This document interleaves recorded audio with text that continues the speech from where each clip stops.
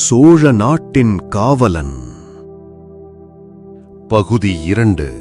வேட்டையும் தப்பித்தலும். அத்தியாயம் 11. தஞ்சையிலிருந்து தப்பித்தல்.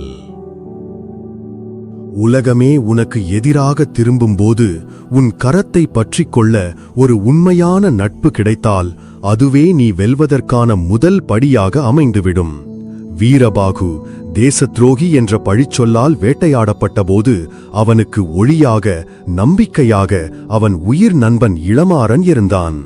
அந்த நட்பு சூழ்ச்சியின் இருளை கிழித்து அவனுக்கு ஒரு புதிய பாதையை காட்டியது. சூரியன் மறைந்து இரவு மெல்ல தஞ்சை மாநகரத்தை கவ்விக்கொண்டது. ஆனால் அன்று தஞ்சை உறங்கவில்லை.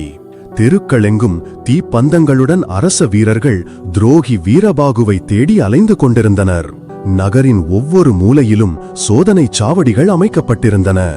வீரபாகு நிழலோடு நிழலாக கட்டிடங்களின் மறைவிலும் இருள் சூழ்ந்த சந்துகளிலும் பதுங்கி பதுங்கி இளமாறன் தங்கியிருந்த வீரர்களின் குடியிருப்பு கூடத்தை அடைந்தான். அது ஒரு நீண்ட கட்டிடம். பல அறைகளில் வீரர்கள் உறங்கிக் கொண்டும் பேசிக்கொண்டும் இருந்தனர். அவன் நேரடியாக உள்ளே செல்ல முடியாது. அவன் முகத்தை யாராவது அடையாளம் கண்டுவிட்டால் அடுத்த கணமே அவன் பிடிபட்டு விடுவான். அவன் அந்த கட்டிடத்தின் பின்புறம் சென்றான். அங்கே இளமாறனின் அறைக்கு நேராக இருந்த சிறிய சாளரத்தின் அருகே பதுங்கினான். கற்களை எடுத்து மெதுவாக அந்த சாளரத்தில் தட்டினான்.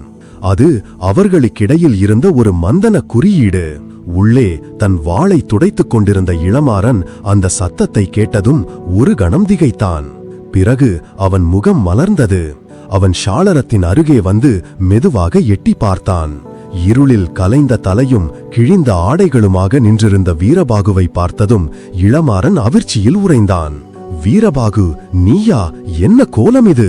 ஊரே உன்னை தேடிக்கொண்டிருக்கிறது. நீ அரச துரோகி என்று. சத்தம் போடாதே இளமாறா என்று வீரபாகு